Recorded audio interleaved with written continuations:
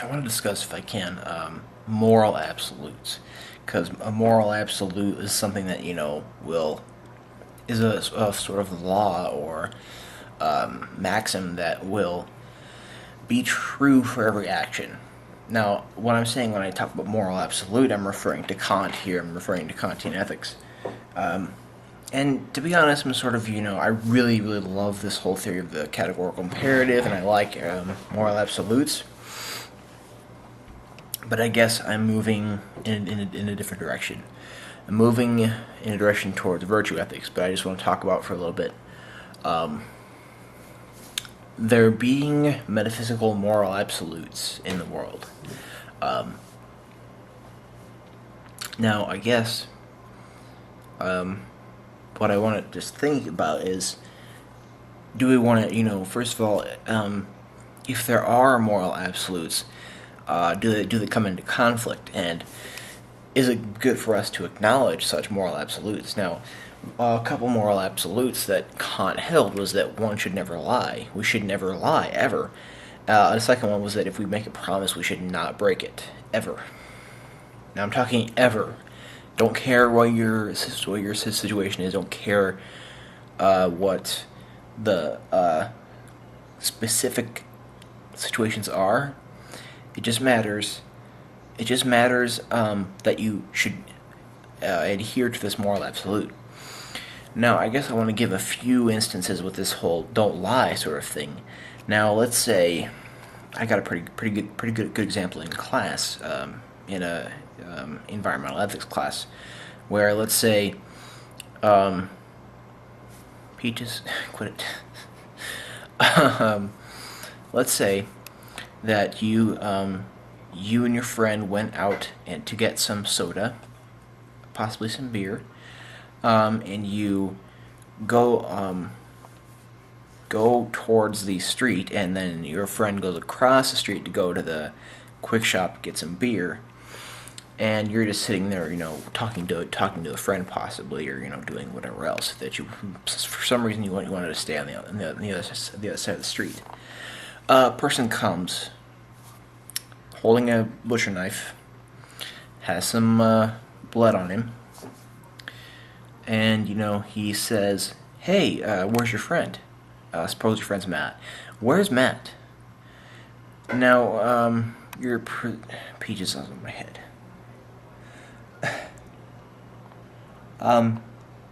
Suppose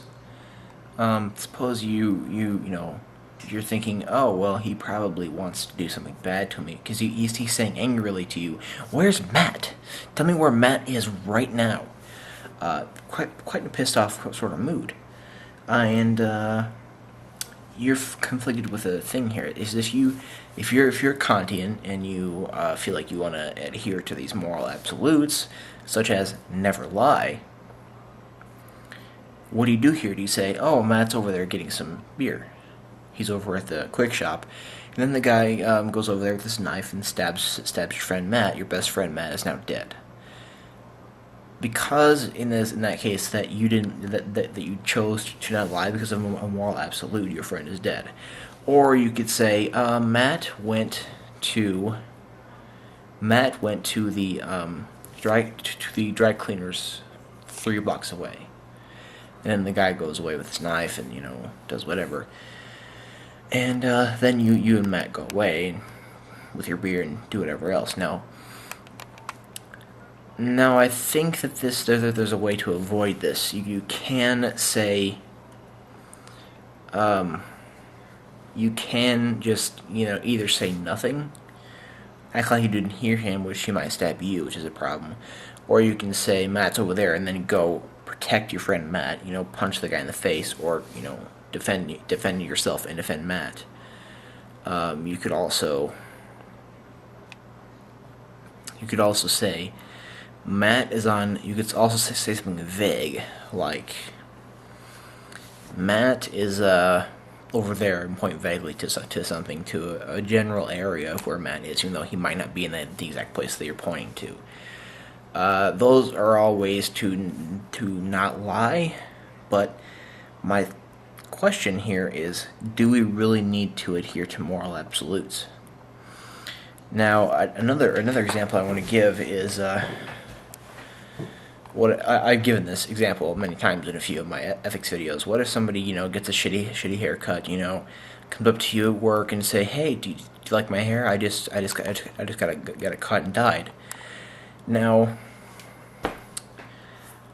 a virtue ethicist would say, "Your hair looks nice."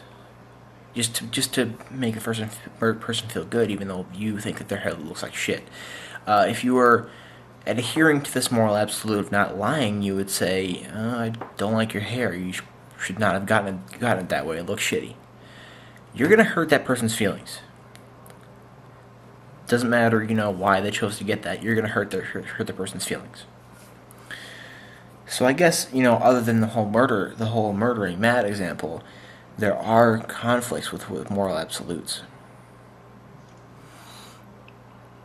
And I guess what I want to think about here is, instead of, sort of having, maxims with, conflicting between consequentialism and deontology, why don't we move to something which focuses on your doing what's right, or your attunement, or your disposition? Which I'm thinking about virtue ethics here. Though that sort of theory doesn't adhere to moral absolutes and just has the maxim that you do what's right and build up virtues which go very deep inside of your moral character or your disposition, which builds up virtue in your disposition. But I guess I don't think that moral absolutes are, they're not a valid thing to hold, I guess, is what I'm trying to say. And I guess Omnicron777, you kind of have gotten to me. You have taken me away from my beloved deontological Kantian ethics. But I'm really happy about that, because I really don't think that